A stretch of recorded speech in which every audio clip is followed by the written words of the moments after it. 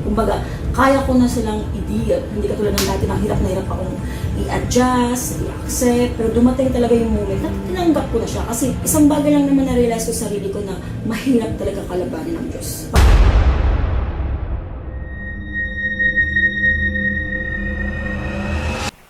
Hello po mga ka-PTV. Sa video na ito ay tatalakayin natin ang pagbagsak ng pundasyon ng ating Panginoon ayon sa mga visions ni Madam Rudy Baldwin.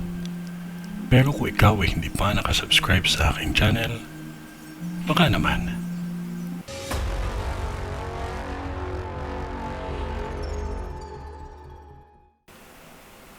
Nakikita ko ang isang chapel o simbahan na magliliyab sa apoy. At may isang lugar na nakikita ko na isang bodega ang masusunog na halos walang natira dito.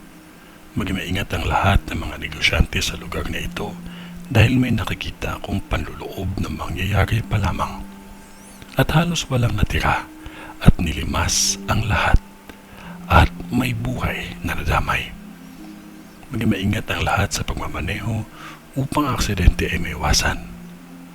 Kung ano lang ay pinakita sa akin ay hanggang dun lang din ang aking masasabi. Manalangin lamang tayong lahat dahil ang Diyos kailanman ay hindi natutulog. Manalangin palagi. Ito ay ang bisyon ni Madam sa Malabon. Kung ano man yun ay wala pa ding makakatalo sa taimtim na panalangin natin sa Diyos amang makapangyarihan sa lahat.